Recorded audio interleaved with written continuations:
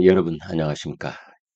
이재명 대통령이 휴가에서 돌아왔는데 휴가 복귀 첫 번째 지시사항이 모든 산업재해 사망을 직보하라, 뭐 이런 지시를 내렸다고 그래요.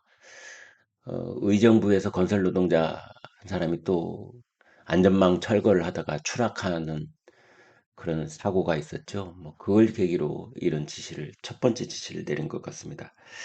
어, 이재명 대통령한테 지금 가장 어려운 결정 중에 하나는 사면입니다. 사면. 광복 특별 사면 어떻게 할 것인지.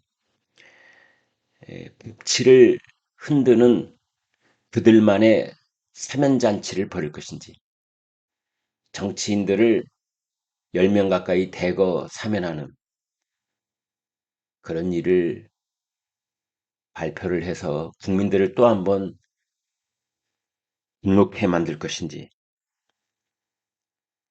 아니면 조국 혁신당 대표를 특별 사면해서 조국을 구해줘서 해악의 정치거래 사면이라는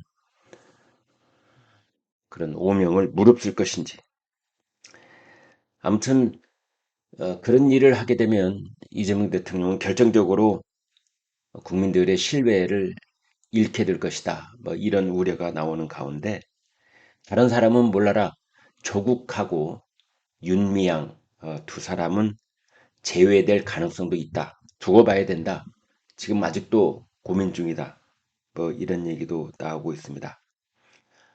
그들의 그 원래 죄질, 그러니까 그들이 교도소 또는 뭐 어, 여러 가지 그 의원직 박탈형을 받았을 때 그때 그 혐의 내용이 무엇이냐, 뭐 이런 것들, 뇌물이냐 아니면 뭐 선거법 위반이냐, 이제 이런 걸 따지는 거죠.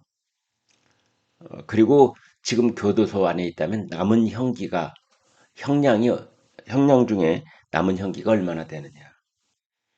그다음에 원래 수사와 재판을 받을 때 이 사람의 태도가 어떠했느냐, 자신의 잘못을 뉘우쳤느냐, 아니면 끝까지 자신은 죄가 없다고 부인했었느냐, 뭐 이런 등등을 따질 것 같습니다. 어, 아무튼 이 중대 범죄 혐의로 유죄가 확정된 정치인들까지 사면에 포함될 경우에 그때 문제가 크게 벌어질 가능성이 있다. 지금 이렇게 늘 보고 있습니다. 헌법에 명시된 대통령의 권한, 이게 특별 사면권이라고는 하지만, 그리고 사회 통합이라는 누차 반복되어 온 그런 표면적인 명분을 내세우기는 하겠으나, 그것은 정치인을 사면해 줄 경우에 대통령 사면권이 월권하는 것 아니냐, 정치인에게 면죄부를 주는 것이 아니냐, 뭐 이런 얘기도 나오고 있습니다. 일반 국민보다 훨씬 헐거운 기준을 적용한 정치 거래, 정치 거래. 여기서 이제 유독 정치 거래라는 말이 나오는 것이 바로 조국 때문입니다. 조국이 지난 대선 때 조국 혁신당에서 대선 후보를 내지 않았고, 그것이 이재명 정권 탄생에 공헌을 한 부분이 있다. 이래서 거기에 대한 정치적 빚을 갚아야 된다.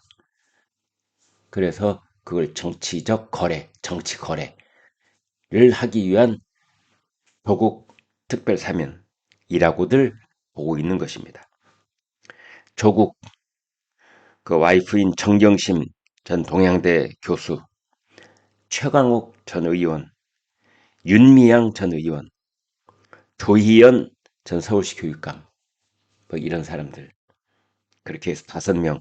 그 다음에 국민의힘 쪽에서 홍문종, 정찬민, 심학봉, 또 이렇게 3사람.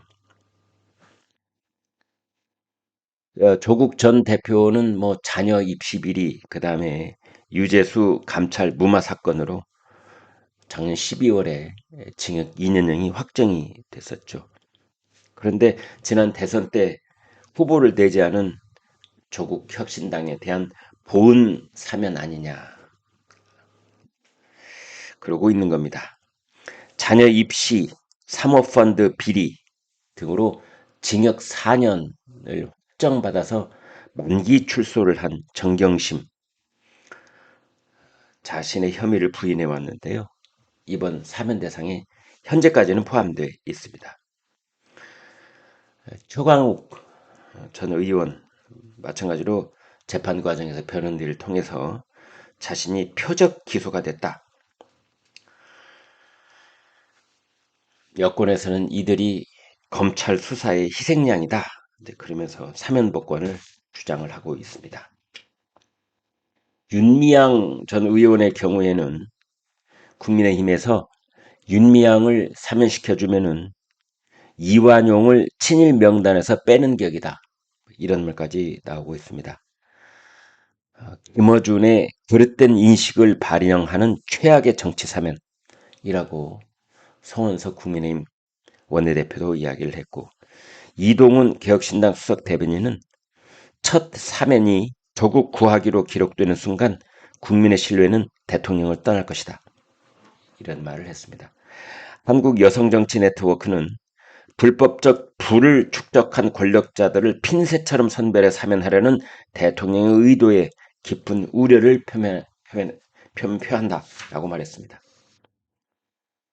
과거에는 사면심사위 명단이 사실상 확정되는 그런 명단이었는데 이번에는 그렇지 않다. 뭐 이런 의견도 있습니다. 사면심사위 명단엔 정치권 안팎에서 추천한 인물이 모두 올라와 있는 것이다. 이재명 대통령이 추릴 사람은 추릴 것이라고 봤던 것 같아요. 대통령실은 일단 함구한다는 입장입니다. 대통령이 지금 선별을 하고 있는데 앞서서 대통령실이 먼저 말을 하면 안 될 것이다. 그래서 아무튼 두 사람 조국하고 윤미향 파장을 우려하는 그런 분위기입니다. 과연 조국 최악의 정치 사면 태풍의 눈이 되고 있습니다. 국민의힘이 워낙 강력하게 지금 반발을 하고 있는 상황입니다. 송원석 원내대표, 이재명 정권이 기어이 파렴치한 권력형 범죄자 조국을 사면하려 한다.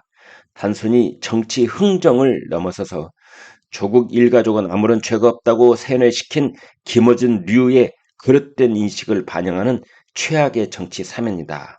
이렇게 비판을 했습니다. 김정재 정책위 의장도 지난 대선에 후보를 내지 않고 이재명 대통령 선거를 도운 조국 혁신당의 대선 청구서에 끌려다니는 것이다. 사면권이 사용된다면 이는 국민 주권을 무시하는 월권이다. 그랬습니다. 국민의힘의 이 국회 법사위 간사인 박평수 의원, 조국 전 대표가 독립운동을 했냐, 민주화운동을 하다 감옥에 갔냐, 그런 말을 했습니다.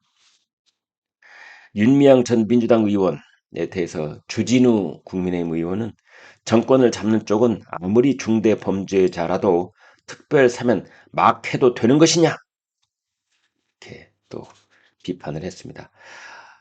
조국 혁신당의 황운하 의원은 이런 말을 했네요. 조국 전 대표의 사면을 아마 기정사실로 받아들이는 것 같은데 내년 지방선거 출마설에 대해서는 부적절하다. 그러나 국회의원 보궐선거가 있는데 보선에 출마할 수는 있다. 그건 필요하다고 본다. 이런 말도 했습니다.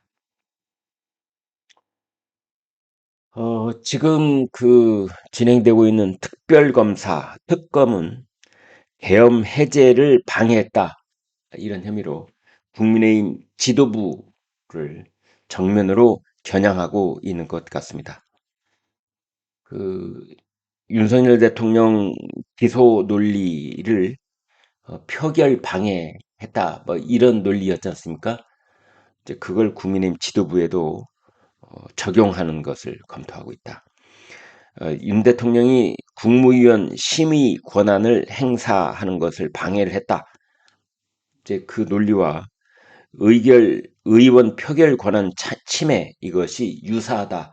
이제 이런 논리를 동원하고 있다 이렇게 보는 것입니다. 그래서 원내대표였던 추경호 의원을 고발한 상태고 또 윤 대통령과 공모해서 의총 장소를 3번에 걸쳐 변경했다는 그 의혹을 지금 어, 검은 수사를 하고 있습니다.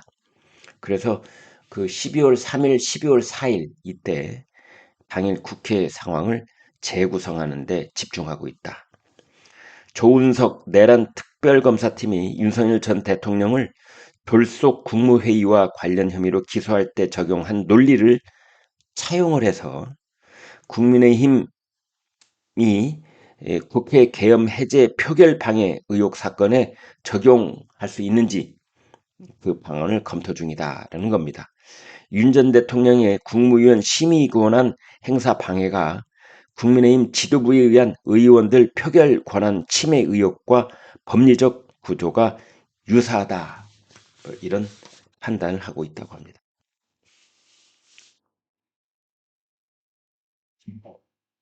네, 그 미국과 북한이 이 북한의 비핵화를 빼버리고 대화를 할 수도 있다. 그럴 가능성이 있는 것 아니냐. 미국이 관심을 보이고 있는 것 아니냐. 뭐 이런 보도가 나오고 있습니다.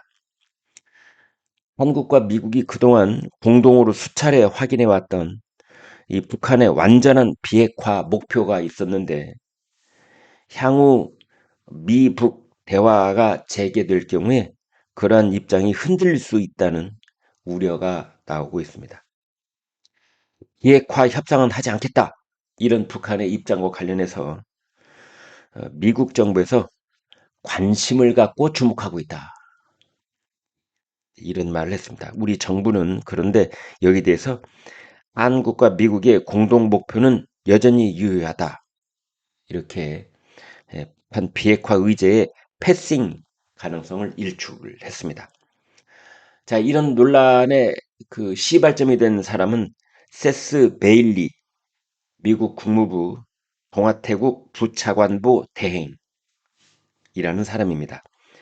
버지니아주 알링턴에서 열린 국방부 전쟁포로 실종자 확인국 연례 브리핑에서 이런 말을 했습니다. 우리는 김여정의 최근 담화를 포함해 북한 지도부에서 나온 고위급 성명들을 봤다. 김여정의 담화를 관심을 갖고 주목하고 있다. Note with interest 라고 밝혔습니다. 이제 이를 두고 미국이 향후 북미 협상 테이블에서 북한이 불편함을 드러낸 비핵화 문제를 제외할 수 있음을 시사한 것 아니냐. 이런 말들이 나오고 있습니다.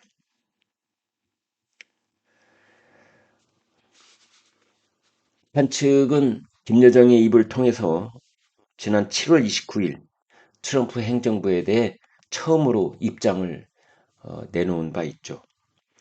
이때 김여정 부부장이 담화문을 통해서 우리 국가의 핵 보유국 지위를 부정하려는 그 어떤 시도도 철저히 배격될 것이다. 이제 그러면서 또 뭐라고 했느냐?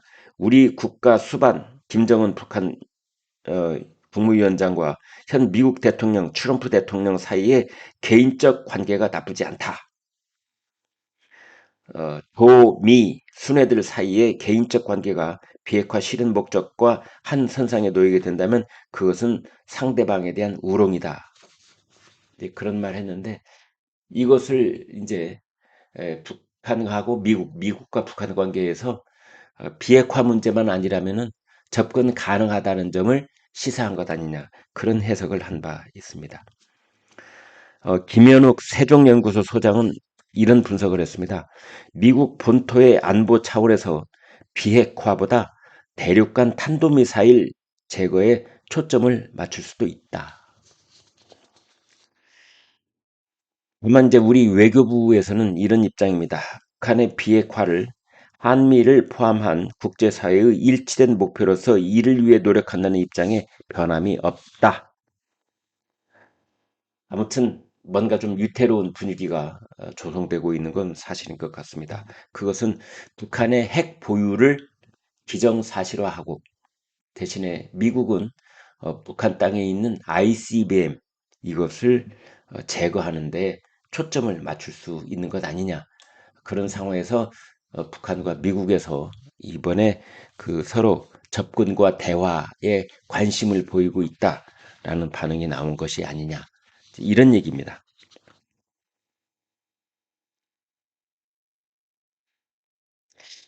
미국이 이른바 존스법이라고 하는 것에 한국 등 동맹을 예외로 두는 그런 조치를 추진하고 있다. 이런 보도가 나왔습니다. 105년 전에 만든 조선업 보호법이 존슨법이라는 건데 거기에 예외를 두고 있다. 그래서 그것이 개정이 되면 어, 대한민국의 조선업이 미국에 진출하는 길이 본격적으로 열리게 된다. 이런 겁니다. 한미 조선 협력 프로젝트인 마스가 Make American Shipbuilding Great Again 마스가 이 실행을 위한 준비에 착수한 가운데 미 의회가 한국 등 동맹국에게 자국 조선 시장을 개방하는 내용의 법안을 초당적으로 발의를 했습니다. 에드 케이스 민주당 의원, 제임스 모일런 공화당 의원이 상선 동맹국 파트너십 법을 공동 발의를 했는데요. 한국, 일본 등 동맹국은 105년 묵은 존스법의 예외로 하자는 그런 내용입니다. 미국에서 건조를 했거나 미국 국적이거나 미국인 운영의 상선만 미국 바다를 다닐 수 있다고 규정한 존스법은 이 마스가 프로젝트의 걸림돌로 꼽혀왔습니다.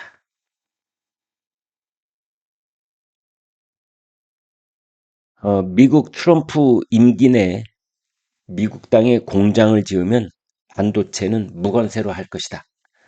뭐 이런 얘기가 있었죠. 그래서 삼성과 하이닉스 수혜 대상이 될 전망이다. 다만 그것과는 별도로 한국, 미국, 일본, 대만 이 네 나라의 반도체 칩 경쟁은 격화될 것으로 보인다. 애플이 보도자를 통해서 미 텍사스주 오스틴에 있는 삼성전자 파운드리 공장에서 차세대 아이폰용 반도체를 개발하고 있다라고 밝힌 바 있는데요. 삼성전자는 애플의 스마트폰 카메라 핵심 부품인 이미지 센서를 공급을 할 것으로 그렇게 추정하고 있습니다. 또 지난 7월 27일 삼성전자가 테슬라와 2033년까지 22조 8천억 원 규모의 파운드리 계약을 한 내용이 공개된 바 있습니다. 미국에 공장을 짓고 있거나 짓기로 한 삼성전자와 SK 하이닉스 이 무관세 적용도 예상이 됩니다. 하워드 러트릭 미 상무부 장관 이런 말을 했습니다. 도널드 트럼프 대통령의 임기 동안 미국의 반도체 생산 설비를 건설하거나 이를 약속한 기업에 관세를 적용하지 않는다.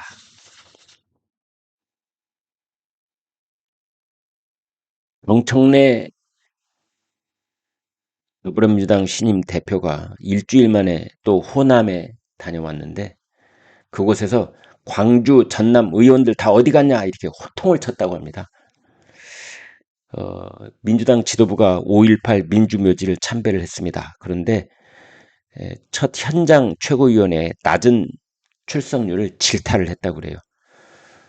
통합 인선 불만에 기강잡기를 한 것 아니냐 이런 분석을 내놓고 있습니다.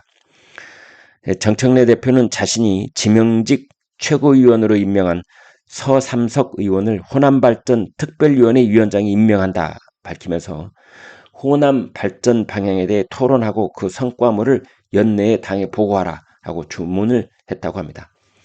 그런데 회의 분위기가 다소 냉랭했는데요. 회의 전에 정청래 대표가 호남 지역구 의원들의 낮은 출석률을 질타했기 때문이라고 합니다. 정청래 대표는 광주 전남 소속 의원들은 다 어디 갔냐라고 물으면서 사무총장께서는 불참한 의원들이 왜 안 왔는지 사유를 조사해서 보고해달라라고 지시를 했다고 합니다. 그러면서 이렇게 하시면 안 된다 라면서 불쾌함을 숨기지 않았다고 합니다. 그것을 두고 의원들 기강 잡기에 나선 것 아니냐라는 평가가 나오고 있습니다. 정 대표가 과거는 묻지 않겠다면서도 지도부에 박 의원 측 인사들을 인선하는 등 통합 제스처를 취하지 않았느냐. 그런데도 첫 현장 회의 때부터 의원들이 호응하지 않았으니 언짢았던 것 같다라는 분석입니다.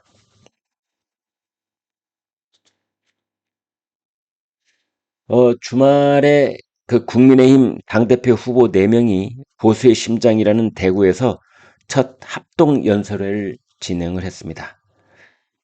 여기에 이제 반탄파, 탄핵에 반대했던 그 후보들이 윤석열 어게인 세력과 손을 잡아야 한다고 주장하면서 찬탄, 그러니까 탄핵 찬성, 아예 책임론을 주장을 했습니다. 반탄파 장동혁 의원, 윤 전 대통령이 다시 구속되고 인권이 유린당하고 있지만 우리는 혹시나 내란 세력으로 몰릴까 절연하자는 말만 반복하고 있다. 김문수 전 고용노동부 장관, 지금 우리가 싸워야 할 것은 반미, 친북, 극좌, 반기업 부패 세력이다. 당 내부가 단합해 더불어민주당과 힘차게 싸워야 한다. 반면에 찬탄파 안철수 의원, 윤 어게인을 신봉하는 사람들까지 전부 뭉치기만 하면 다 잘 풀릴 거란 극단 세력의 대변자들이 대구, 경북에 표를 맡긴 것처럼 손을 벌리고 있다.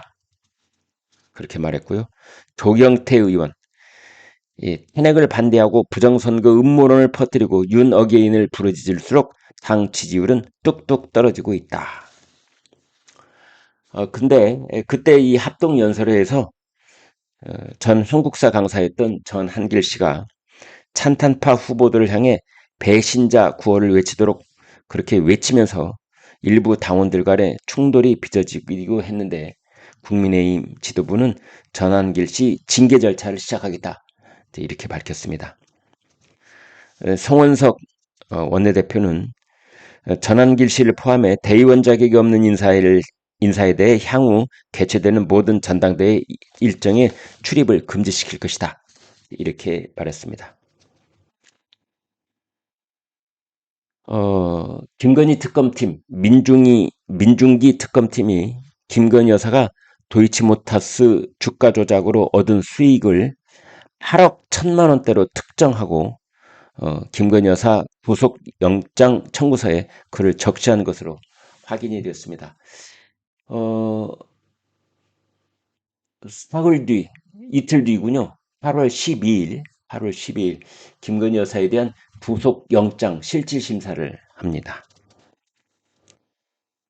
구속영장 청구서가 22쪽 분량인데요. 거기에 총 8억 1144만 3,596원의 시세 차익을 얻었다. 이렇게 적시가 돼 있다고 합니다. 경남 3구는 보이스 피싱 노다지였다. 작년 하반기 금감원에 신고된 2억 원 이상 고액 보이스피싱 피해 사례를 집계한 결과 서울 전체 피해액의 33%가 경남 서초 송파 등 경남 3구에서 발생했다고 합니다. 서울 전체 피해액은 301억 5천만 원에 이른다고 합니다. 네, 여기까지 하겠습니다. 여러분, 구독, 좋아요 드립니다. 고맙습니다.